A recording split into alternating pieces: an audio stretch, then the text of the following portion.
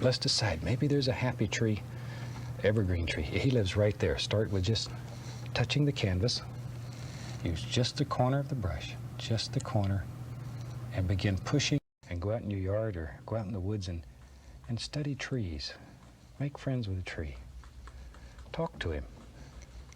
Then you'll get to understand him. Maybe right in here now. It's a happy little bush it lives. Right there. Very little pressure. Very, very little pressure. Let's just put a happy little sky up here. Maybe there's a big old cloud that lives right there.